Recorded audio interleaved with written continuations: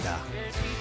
Bien, bueno, habíamos anunciado en la venta y me parecía muy interesante invitarlo y le agradezco por estar acá ahí en el piso de Radio Con Voz para hablar un poco de la clase media al historiador e investigador del CONICET, Ezequiel Adamowski. ¿Cómo te va, Ezequiel? ¿Todo bien? ¿Qué tal? Muy buenos días. Bueno, vos sabés que un poco de la discusión política que se dio este año, primer año de Javier Milei como presidente de la Nación, fue quién pagó los platos rotos, sobre quién cayó el sacrificio que él dijo que iba a pagar la casta política y la casta económica. Y muchas veces lo que se cuestionó es, la clase media puso el hombro en esto.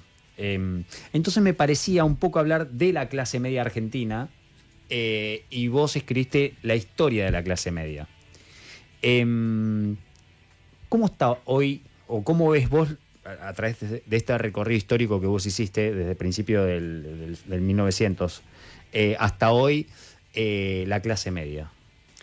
Bueno, yo investigué la historia, no estoy siguiendo la trayectoria de estos últimos años. Los datos que tenemos en referencia a este primer año de gobierno indican que el grueso del ajuste cayó sobre sectores populares y sectores medios, ¿no? Eso creo que no hay mucha discusión. En ese sentido, es un sector muy variado, con distintos subgrupos que pueden tener una condición mejor o peor, pero en general, digamos, se continúa una tendencia que viene ya de los últimos, por lo menos 8 o 9 años de deterioro, ¿no? Tanto en clases populares como en sectores medios. Esto es más o menos compartido, como lo ha sido en la mayor parte del siglo XX, ¿no? En cuanto se deterioran la condición de sectores bajos, también golpea por lo menos a la mayoría de los sectores medios, asalariados, pequeños comerciantes, pequeños industriales. Así que un escenario de deterioro. ¿Y qué está pasando con esta clase media? Digo, ¿está desapareciendo? ¿Se está polarizando, entre sectores muy empobrecidos y sectores enriquecidos, y la clase media desaparece? ¿Vamos hacia eso? Bueno, yo en mi investigación hice el seguimiento de esta visión o de esta idea de que la clase media argentina desaparece, que es una idea que apareció justamente en el momento en el que empieza el declive económico de nuestro país, ¿no? Hay toda una serie de fantasías o mitos respecto de cuándo empezó un declive económico. Los datos de la trayectoria económica de este país muestran que no hubo tal cosa como un declive económico antes de mediados de la década de 1970. Desde mediados de la década de 1970 sí hay un declive económico por comparación casi con cualquier otro país del mundo. La economía argentina se deteriora. Los 30 años anteriores habían sido de un crecimiento bastante importante, ¿no? Pero sí, desde mediados de la década del 70 se empieza a deteriorar la situación económica, y ahí ya aparece en la prensa, yo lo vengo siguiendo, lo seguí bastante, esta idea de que desaparece la clase media argentina, ¿no?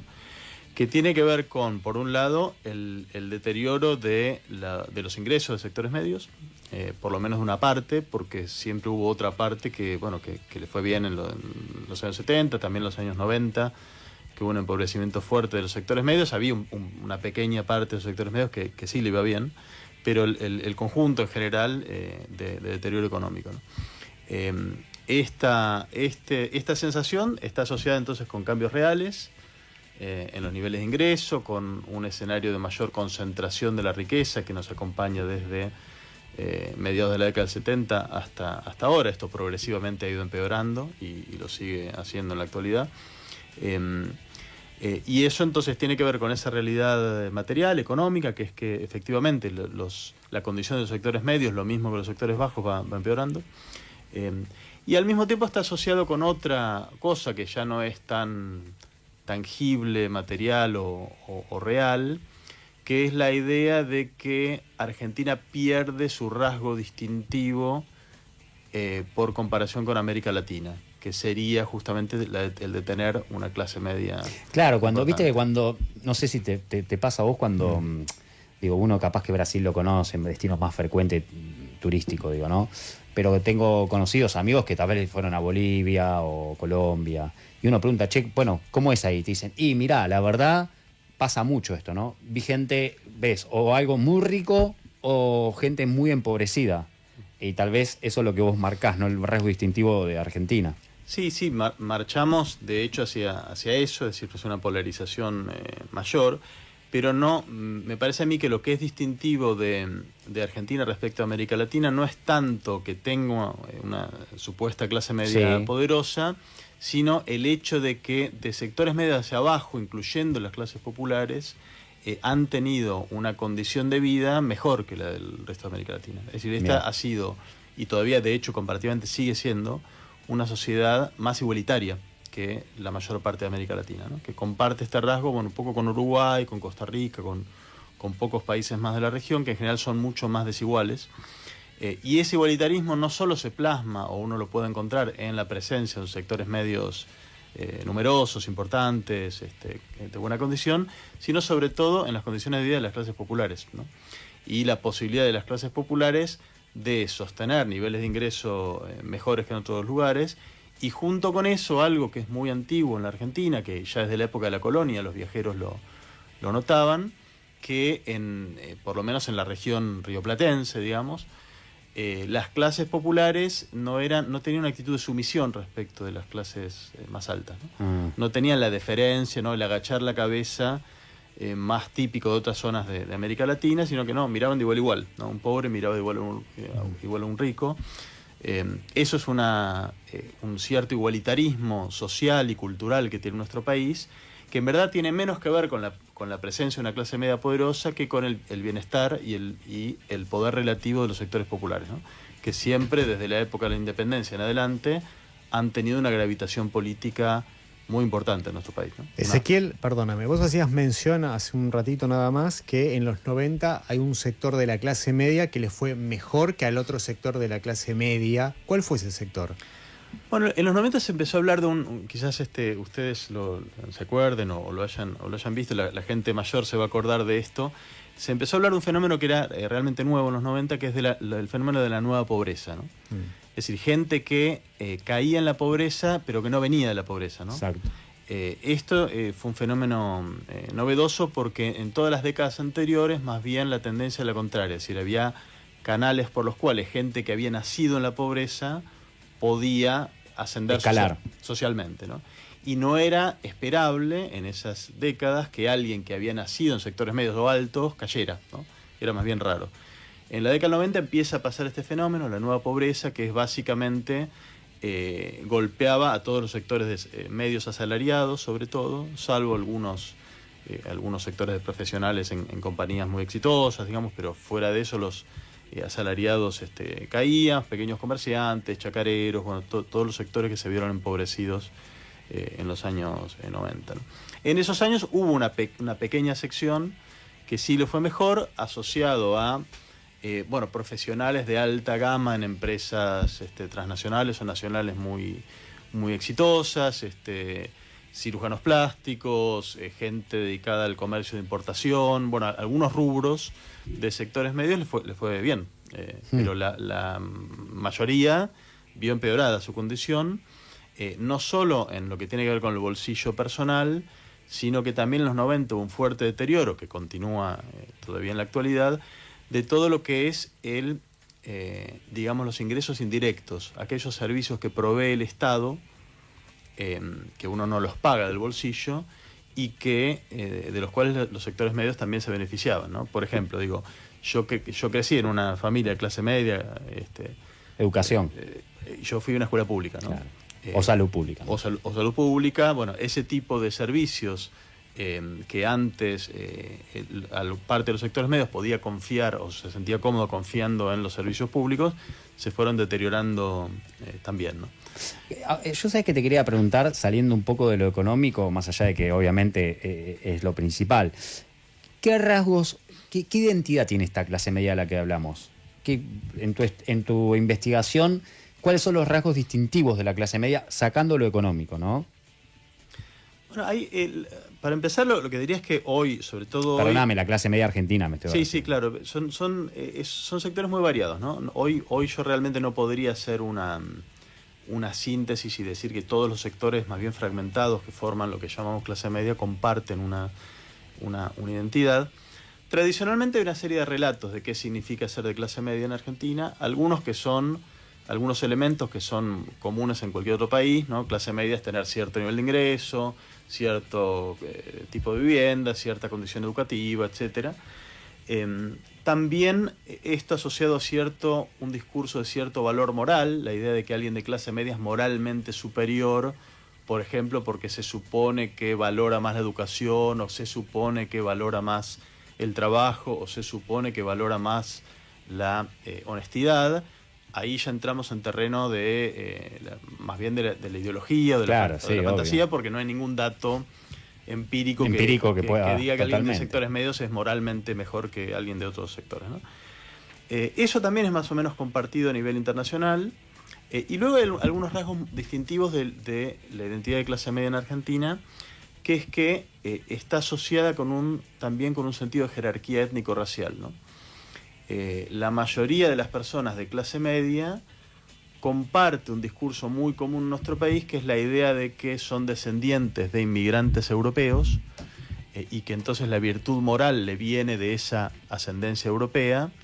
Y también que eso, otro escalón. Claro, y que eso lo distingue del bajo pueblo, que sería el criollo mestizado y por eso moralmente inferior, ¿no? Eso es algo que está en nuestro país, no en todos los países pasa esto con la identidad de clase media. La idea entonces de que ser de clase media está asociado a ser blanco, a ser de origen europeo, y junto con eso también una cierta coincidencia o resonancia con las identidades políticas en nuestro país, ¿no? Ahora no es tan así, pero hasta hace algunos años se presuponía que alguien de clase media iba a ser más bien antiperonista, así como se presuponía que alguien de clase baja iba a tender a ser peronista. Hoy ya no es bastante más complejo que eso. Y eso es algo también distintivo de nuestro país. No sé, en Uruguay no se presupone que alguien de clase media sea del Partido Blanco, del Partido Colorado, del Frente Amplio, digamos, puede ser cualquiera de las cosas. Puede ser cualquiera. En Estados Unidos puede ser demócrata, republicano. Acá estaba esa presunción. Y según tu investigación, la clase media argentina es una clase que tiene participación en los eventos políticos, participación política, que sale a reclamar. Pues yo me acuerdo de algo del 2001, que era mucho que decíamos, yo era más joven, decíamos, che, solamente salen a reclamar cuando les tocan el bolsillo. Ahora, si hay pobreza, si se cae el país abajo, sigue todo como si nada. No, la verdad es que eso me parece que es una crítica injusta, ¿no? Si hay algo que distingue, me parece a mí, la política argentina en el siglo XX por lo menos, es que, como les decía hace un rato, las clases bajas han tenido una gravitación muy, muy importante. Ha habido movimientos populares con mucho arraigo en las clases bajas que han tenido fuerte impacto en la política nacional. Estoy pensando, digamos, desde el irigoyenismo, el peronismo, los movimientos de la década del 70, el 2001 y demás. Y esos movimientos populares consiguieron el poder y la gravitación que consiguieron porque al mismo tiempo atrajeron a parte de los sectores medios, una parte importante, ¿no? El irigoyenismo era, bueno, voto popular, pero también un voto importante de sectores medios. El peronismo uno se olvida, pero la verdad que también tenía una parte de sectores medios importante. En los 70 también había jóvenes de clase media participando muy activamente. El 2001, que recién mencionaban, bueno, está el famoso eslogan, Piketty y Cacerola, la lucha es una sola, ¿no? El kirchnerismo también uno podría meterlo en ese mismo patrón, que también tuvo un apoyo importante en clases populares, y uno de cada 3 votos que obtenía Cristina Kirchner era voto de clase media. Es decir, no ha habido ni una falta de participación política de sectores medios, ni un alineamiento inevitablemente antipopular, como suele decir cierta sociología veloz, digamos, de crítica, ¿no? ¿Cuál fue la década donde la clase media... El apogeo, decís claro, vos. llegó el apogeo de la clase media? ¿En qué década fue? ¿En los 80, en los 70, en los 2000? No, digamos, desde el punto de vista, digamos, de su gravitación donde más cultural. gente pobre se subió a un peldaño, o sea, subió un peldaño y formaron la clase media. Y eso es difícil medirlo eso, pero de la década del 40, digamos, a la década del 70 sería... Esa fue la mejor época de la Argentina. Bueno, es que fue el momento de mejor distribución del ingreso, la verdad. Argentina tuvo 2 picos de mejor distribución del ingreso en su historia, que son uno en torno del año 1950 y otro el año 1973, ¿no? 72-73. Esos fueron los 2 momentos de mejor distribución del ingreso. Entre esos 2 años hubo altibajos que tenían que ver con los cambios de régimen económico, cambio de política económica, pero más o menos se mantuvo un país donde había una economía bastante pujante, con dificultades, con inflación y demás, pero una economía con una tasa de crecimiento que fue incluso mayor que la de Estados Unidos en ese mismo periodo, es decir, un crecimiento veloz, en la cual los sectores medios entonces tuvieron oportunidades económicas interesantes, importantes, también junto con eso, con un mayor bienestar popular, y también tuvieron una gravitación política muy importante en esos años, ¿no? Eso sería, digamos, el periodo que mejor estuvieron el conjunto de la población argentina, incluyendo coincide con la Segunda Guerra Mundial, ¿no? En el periodo, dijiste, 40, en ese periodo. Claro, el periodo de posguerra, sí, que también fue la llegada de la inmigración, ¿no? También, también fueron momentos de gran prosperidad de sectores medios en Europa, en Estados Unidos. Fue como un momento, digamos, dorado, por lo menos en el mundo occidental. Che, Ezequiel, vos hablaste de peronismo. Hay una discusión. Vos, hace poco publicaste del antiperonismo al individualismo autoritario. Me parece que te referís obviamente a lo que se da no solamente en Argentina, tal vez, sino en otros países de la región. Sí. Pero hay una discusión actual, y con esto de este camino del antiperonismo a hoy, tal vez que se está dando, ¿qué pasa con el peronismo? ¿Se terminó el peronismo o se terminó el kirchnerismo? Y hay una crítica muy fuerte al peronismo, incluso me parece que puertas adentro, sobre todo con lo que pasó en el conurbano bonaerense, en elecciones, lo que fueron del 2000 para acá, como fue la de Narváez ganando en provincia de Buenos Aires. ¿Cómo analizás vos todo esto, lo que pasa con el peronismo? ¿Está en una etapa de crisis muy profunda? ¿Está en una etapa terminal?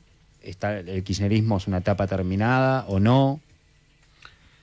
A ver, dos cosas diría respecto de esa pregunta. Primero, que hay una cierta tendencia en los debates actuales a considerar que el peronismo es una especie de, digamos, camiseta política que ha tenido una orientación constante a lo largo de su historia, ¿no? Y en ese sentido, por ejemplo, asignar la responsabilidad de distintos fracasos o dificultades nacionales a la orientación política del peronismo. Y la verdad, cuando uno empieza a hilar fino, el peronismo ha tenido etapas muy diferentes, ¿no? Incluyendo una de un gobierno de 10 años como el de Menem, que fue bastante parecido en su orientación al gobierno actual, al gobierno de Macri, claro, por ejemplo, ¿no? Es decir, que allí la camiseta política no refleja una diferencia respecto de las políticas actuales, sino más bien lo contrario, ¿no? En segundo lugar, la verdad es que el peronismo tuvo varios momentos de crisis en que parecía que estaba disolviéndose o a punto de desaparecer, y finalmente no sucedió. La más reciente fue luego del 2001, ¿no? Que todo el mundo decretaba que el peronismo había muerto. Y bueno, luego tuvo una reencarnación como la que fue en su etapa kirchnerista, ¿no? Así que no habría que apurarse a declarar un diagnóstico, la disolución. Pero hay algo que decía el propio Perón. Perón decía en una entrevista, no me acuerdo en qué año, decía que no es que los peronistas fuesen tan buenos, sino que los que vienen luego son peores, y es, en un punto tenía algo de razón, en el sentido de que muchas veces el peronismo terminó reorganizándose porque era lo que había como alternativa frente a gobiernos que habían tenido, claro, que habían tenido resultados peores, ¿no? El escenario del menemismo es uno de ellos, digamos. Veníamos de una experiencia con Alfonsín, que fue buena en algún ahora punto, está tal vez más complicado porque desastre.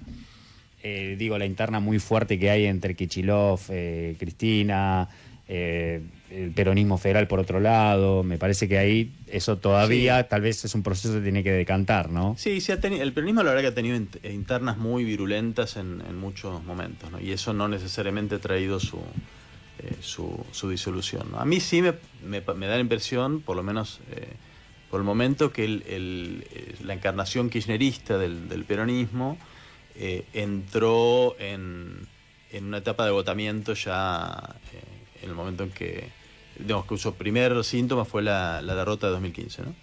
Y que a partir de allí no ha encontrado un rumbo, no ha encontrado una propuesta capaz de convencer al electorado, ¿no?